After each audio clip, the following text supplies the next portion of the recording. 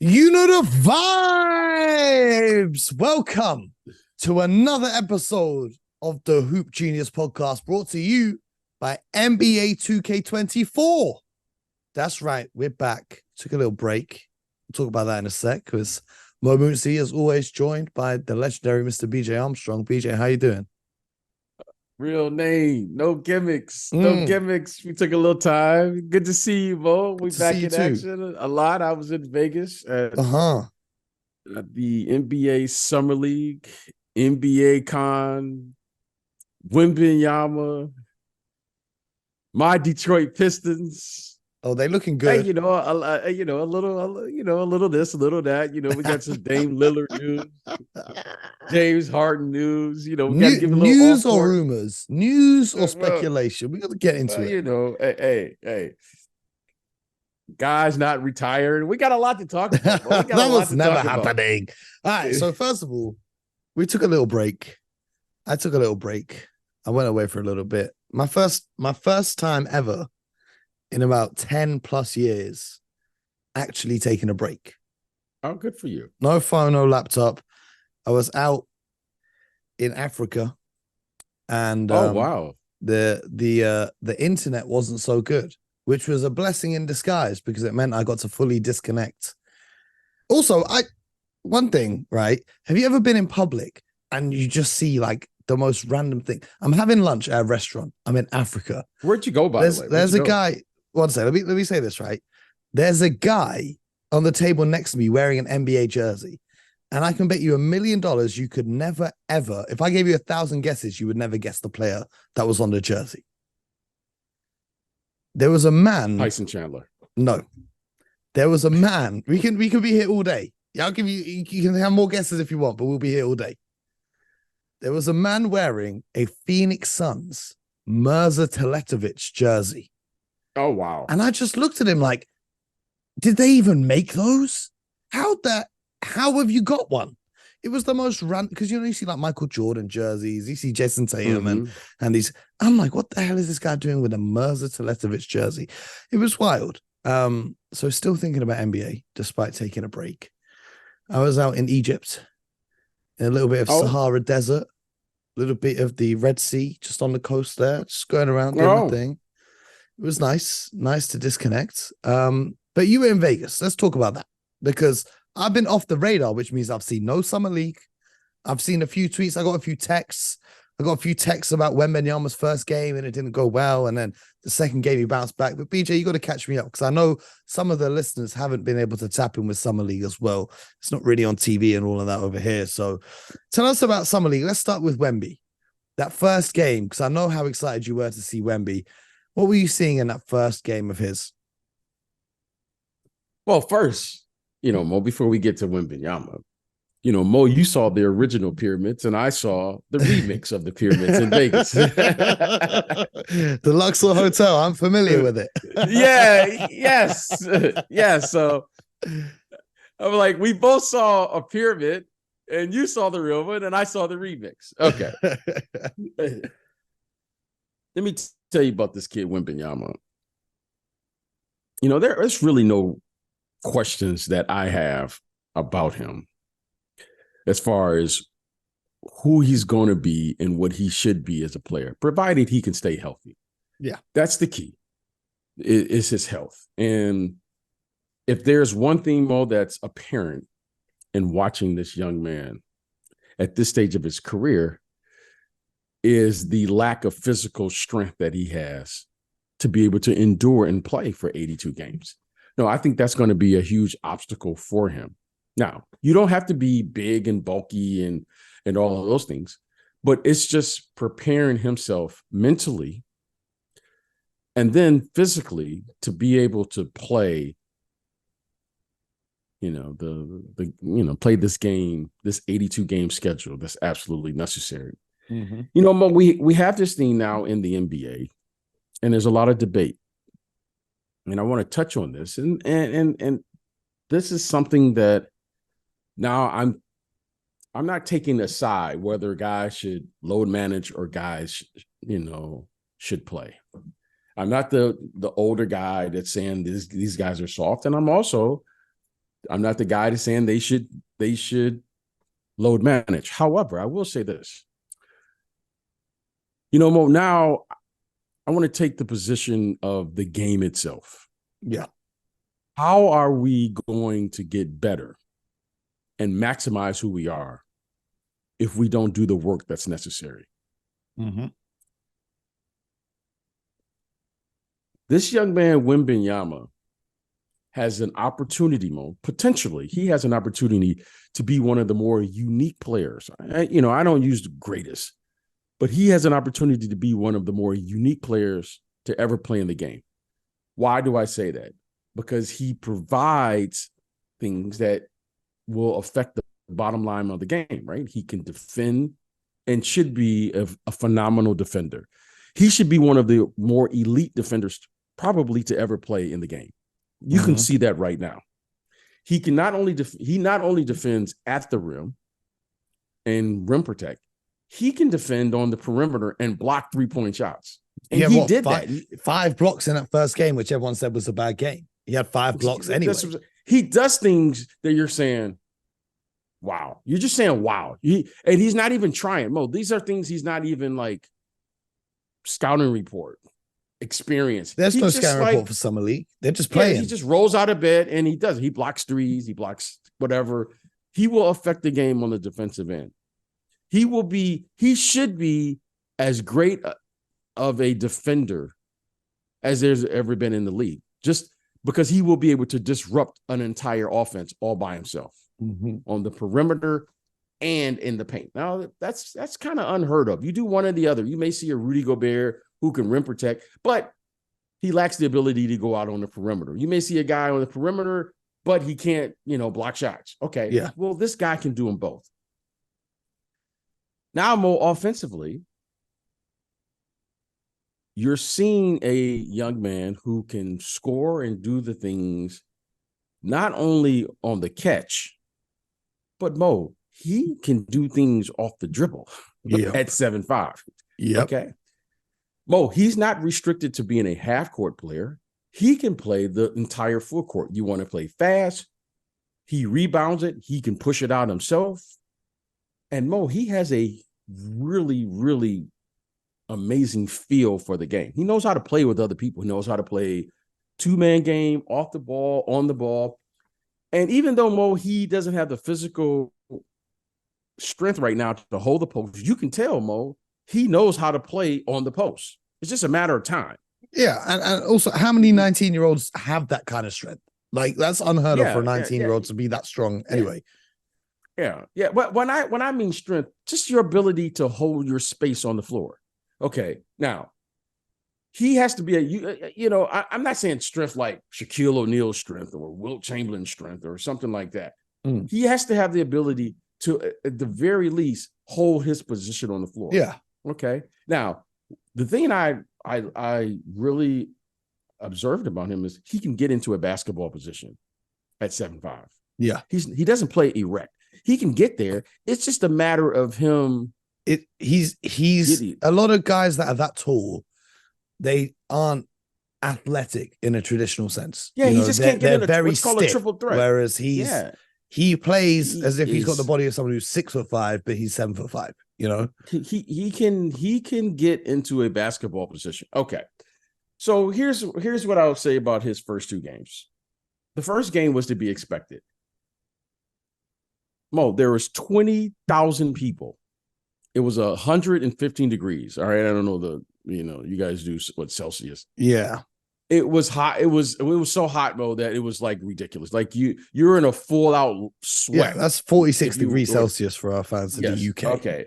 Okay. So it was ridiculously hot. There's 20,000 fans. You had Kareem Abdul-Jabbar. Everyone was out at this game. And the most important factor, you had legions of Britney Spears fans sending abuse upon abuse to Mr. Wembanyama after his security guard pushed Britney out of the way. That was his first introduction to American culture. It's America. He'll figure that out. Shout out to Britney. Yes. It's all love. But yeah, but all the pressure, everyone in the world's watching. Yeah, it wasn't so much pressure. It was just what is this? Okay, because now you're seeing the hype machine. You're seeing the American marketing machine at its finest. I don't care who you are, that's going to be overwhelming. Every time he touches the ball, there's a buzz in the arena. Anytime he does anything, it's a oh and a wow. And you're seeing something, everyone was seeing something they know they had never seen before. Okay. So, of course, being, the marketing machine, we're just going to look at the numbers. We didn't look at the game. We're just going to look at the numbers and the highlights. And I totally expected that to happen because no one can surpass that level of hype machine. And the reason I say that is because, let me take our listeners behind the scenes. When you're the number one pick, and I've had my share of watching, observing, representing number one picks, the number one pick never has an opportunity to work out. That's the one thing that every number one pick moving forward should understand.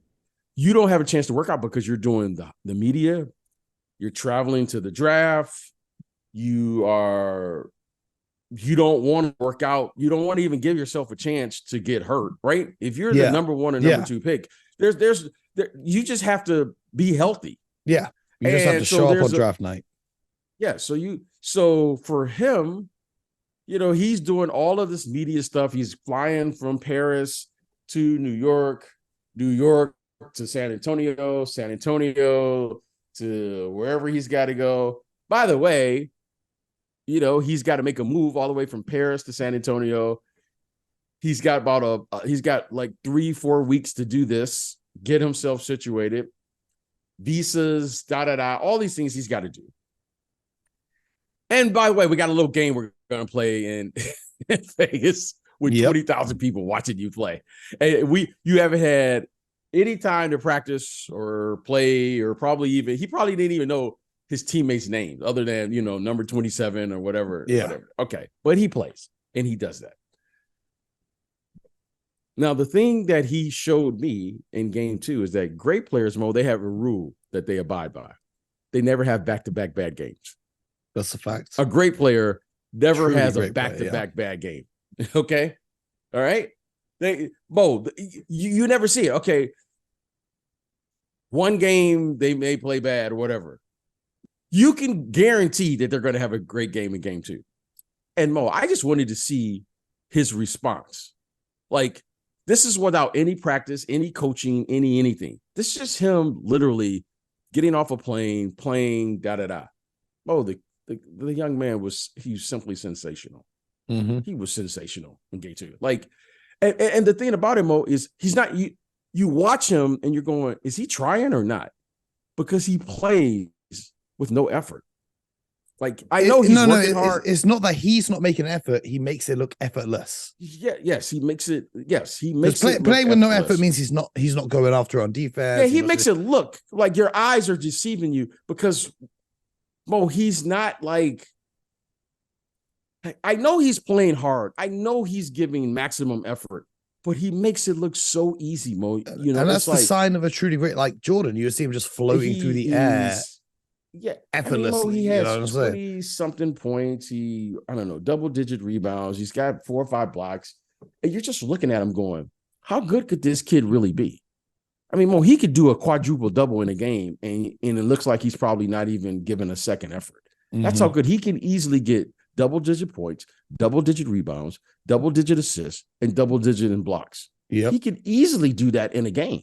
Mm-hmm. And you're saying, how good could he become? Now, in saying all of this, I'll just say this, Mo. I hope, for the sake of the game, that he adopts the mentality of all great players. I have to play. Yeah. Well, like the Spurs have come out and said they're going to load manage him, but yeah, all the load managing stuff. I don't want us to look back. And I say us, the adults in the room, to look back and say the following.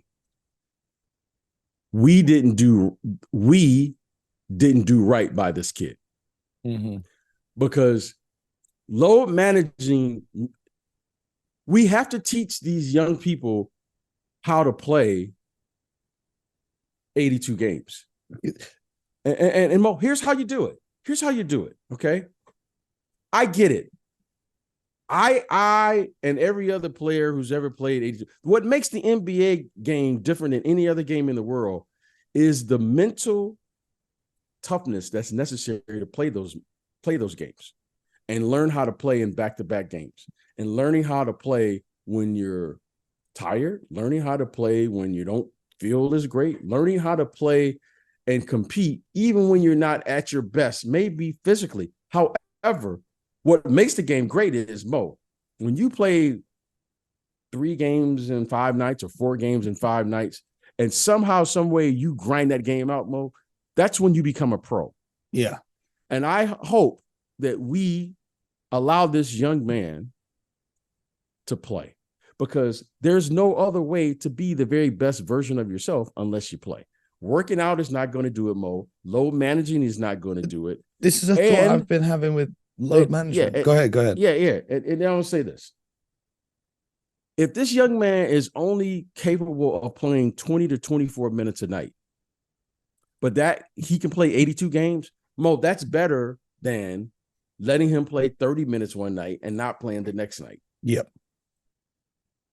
We have to protect the core of our business and our game. The game is an 82. That's what makes it unique. Players don't want to do that because playing less minutes affects your averages, and they're thinking, "Oh man, I've got to average this points my next one." But the thing with Victor is he doesn't have that. He's coming in as the number 1 pick.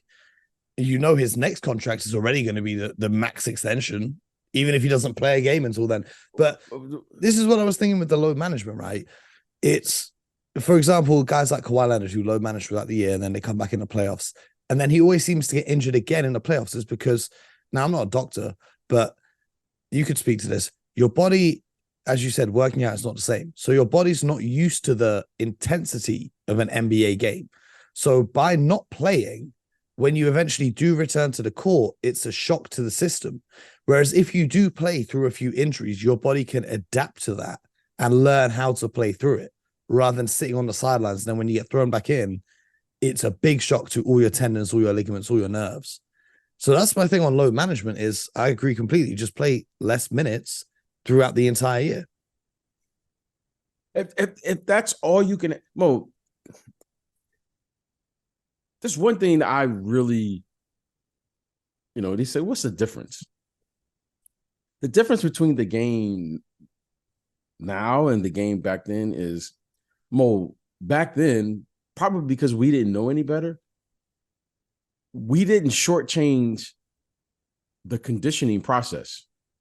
Like, Mo, we had a month, an entire month, Mo, of conditioning before our first game. Now, these teams have like a week or two before they're already playing games. And, Mo, they don't even do 2-a-days anymore. They do them for like 1 or 2 days. Mm-hmm. Mo, we did 2-a-days every day for an entire month before the first game of the season. Yep. That's the grind. So, Mo, the conditioning that's necessary to get your body ready to handle that level of physicality, mentally and physically, to me is essential to playing an 82-game schedule. Yes, there are a lot of players that were talented. However, Mo, there's a certain level of toughness that's necessary to play that game. And I guarantee you, Mo, if we teach our young people how to play an 82-game schedule, you know what will significantly change in the league? I was just thinking about this. Teams will start to play to their strengths instead of all playing the same way. Yeah. Because, Mo, everyone can't be Steph Curry. Like, I understand why we would play that way if you're Steph Curry. But why would you play that way if you are, let's say, Cade Cunningham? Yeah. Everyone has a strength, and you would play to your strengths other than saying we're going to all play pace and space and just 3-point shooting. Because Mo, if once you start playing and you're in the right condition, you're going to play to the way that's going to give you the best opportunity to win the game. So some teams may play slower. Some teams may have a team where athletically they would play fast. Some teams will be tall.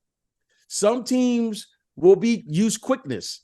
Every team will play to their strengths based on who they are, because now, Mo, you're gonna identify like who you are as a group. So I just hope that this young man, Victor Wembanyama, for the fans, for the game, for himself, that he will have the mentality of all great players. Because all of the great players that I happen to know personally and have played against, it's one thing, Mo, that they all had in common. They love to play. Mm-hmm. Yep. I'm trying to figure out all of the great players without naming them. How would you tell them, hey, we're going to load manage? That's that concept to me is that never even entered into our way of thinking. Yeah. Mo, you're not going to sit out a great player. I'm going to tell the great player, well, you're not going to play on a back-to-back because we're load managing. What? What are you talking about? No, absolutely. You're absolutely right, BJ. We're going to talk about the Dame Lillard, the James Harden, the Pascal Siakam and more later on this week. I just want to stay here focused on Summer League for a sec. As great as seeing Victor Wembanyama is, we also saw Chet Holmgren step onto the court, who's been looking very impressive. Chet looks great, by the way. I think OKC are going to outperform expectations this season. He's been looking fantastic. Another young player, Jabari Smith Jr., he played a couple games in the Summer League, and from what I saw, he was playing absolutely amazing basketball. Great for his development. I think it's great to see these guys still competing in the Summer League, even if it's just for a couple games, just to get those reps in. Another player that stood out to me a little bit was Imani Bates for the Cleveland Cavaliers, who slipped a lot in the draft. He was a star in high school, but he's had a very solid Summer League campaign. But I wanted to get your thoughts on Brandon Miller, who was drafted to the Charlotte Hornets, another high pick, who's struggled a little bit, and the Hornets have looked absolutely awful throughout the Summer League. What do you think the reason for the number 2 pick struggling so much is? Well, I have a personal theory that I abide by, and it's proven to be right. I have no scientific proof. Players who play great or well in the Summer League, it never translates to the NBA. Well, I hope that's not the case, because we just talked about how great Wemby and Chet and Jabari have been. But okay, but the thing that does translate. Okay, the thing that does translate is what you're doing on the defensive end. Yes. Normally, we talk about players playing great, and we start talking about what they're doing on the offensive end. Okay. Wembanyama and Chet, they're getting 5 block shots in the Summer League. Well, this is what worries me about Miller. He's getting 5 fouls in the Summer League. Like, he's fouling out a game. This is so the thing that always, that I look at is going, okay, what are they doing and what's going to translate? Okay, there's a couple things that translates. Passing translates. Defense translates. Rebounding translates. Now, the kid that stood out to me, and then people are going to say, because they know I'm from Detroit, the kid, Osur Thompson. I was about to say him and his brother have been really impressive. Okay, yes. Yeah, now, not because of what they're scoring. Bo, they're rebounding and passing in defense mode. Effort. You could put them in an NBA game right now and not worry about them. That when you see a guard getting 12, 14 rebounds in the Summer League, that's just effort. Bo, that's not technique. That's not like, learning how to play. You rebound, you're going to get it in the Summer League. Okay. So I'm going, that translates. What bothered me, or I shouldn't say bother me, what I'm concerned about with the Miller kid, one, he's fouling an awful lot. which lets me know defensively he's a little lost out there on the court. Okay. Two, at his size, I would expect him to rebound at least 5, 6, 7, 8 rebounds. I'm not sure what he was doing on the defensive rebounding, but that was a concern. And what it looks like to me right now, Mo, is he is a downhill player, meaning when his offense is going, he gets more aggressive on other things of his game. But as you and I both know, Mo, as a young player, he's not going to be the first or second option this early in his career. He may be the 4th, 5th option right now. Now, maybe over time, he goes up to...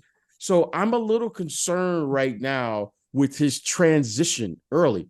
But when I see players who don't play well in the summer, I always give them... I always say, okay, they may have an NBA game. They may not just have a summer league game. Yeah.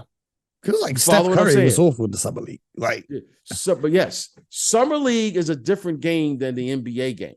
So in saying that, I'm not concerned because he has talent. But I agree with you. He wasn't like, wow, he didn't stand out in any aspect other than his ability. Now you saw little glimpses of his ability to score. Now, Mo, he can get downhill.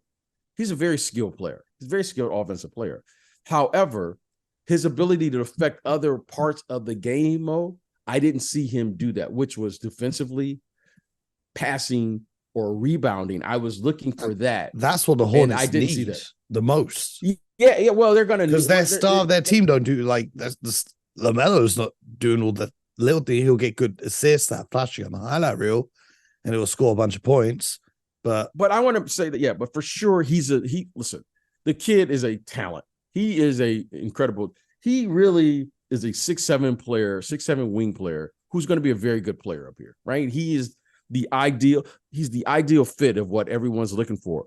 However, I just didn't see him at this stage, right? Which was 4 games, 5 games.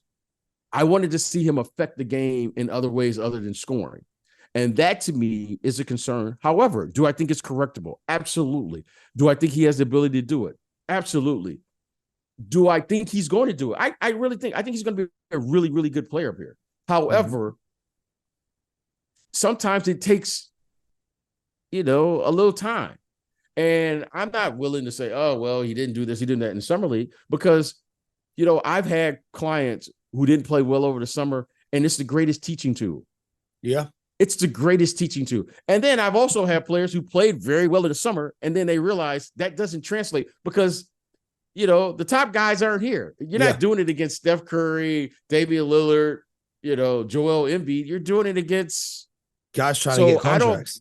I don't put too much stock in it, but I do look at things that will translate, Mo. Yeah. I do look at that. And it normally translates on the other side of the ball. Scoot Henderson looks impressive. He obviously missed a few games with injury, but when he was on the court, he looked very solid. Yeah. He did some things. He did some really nice things. The thing he did, Mo, that I was, I think he only played 1 game, but the 1 game you could see, 1, he can run a team. Okay. 2, he forces the tempo, right? You could tell immediately he can get to anywhere on the court. Right? He had like 13 points in the first quarter to set the pace. Mo, he's really, really strong. Like, for a young player, Mo, he can play through contact. Yeah, he's built like a grown man. And the thing that I really liked about him, he does 2 things I really like. He defends at a high level. Like, he gives you that, and he rebounds the ball as a point guard, a 6'3" guard. So those things will translate, Mo. Now, all the other stuff, shooting and ability to finish at the rim, he will learn that as he plays against the league and goes through. But he defends, takes on the challenge right now, and he rebounds the ball as a small guard. That will translate, get him on the floor, and then all the other things will come as he learns and gets more or gains more experience in the NBA. That's right. Portland are in good hands, even if Dame leaves. We're going to talk about that later in the week. We've got a lot of things to talk about. Tomorrow's episode, though, is going to be an exclusive interview with Mr. Peter Nix, the director of Stephen Curry's latest documentary, Underrated, which premieres globally on Apple TV on July 21st. I had an early watch of it. I must say it is a fantastic watch. I highly recommend it. So I had a little chat with the director. BJ, you know what was really cool talking to the director of Stephen Curry's documentary? What was that? I don't know if you remember a few years ago, I produced a documentary about Zion Williamson. I do remember that. Yep. And this big time Hollywood director knew me and my documentary because he saw it all those years ago. I was like, that's pretty cool. That made me feel pretty good. I was like, okay, I'm on the map. Now, where's the next documentary coming? When am I producing the BJ Armstrong documentary? That's what the people want to know now. Real name, no gimmicks. I don't know The about BJ Armstrong story. no gimmicks. No gimmicks. You know what, Bo? We're preparing our listeners for that day. We're preparing. Yes, sir. Yes, sir. So we'll be back. Tomorrow's episode will be that interview, and then we'll be back after that to talk James Harden, Damian Lillard, Pascal Siakam, whose name keeps coming up in rumors now, and a whole lot more. Apologies for going missing for a little bit, but we're back. We're better than ever. This is the Hoop Genius podcast brought to you by NBA 2K24. Don't know if you can pre-order 2K24 yet, but if you can, search on the PlayStation Store. You can pre-order in there. Make sure you get your copy because we're gonna be getting active with it. Until tomorrow, my good people, appreciate you tuning in. Make sure you subscribe to Spotify, Apple, wherever you get your podcasts, even on YouTube. And most importantly, you know the vibes. Get buckets.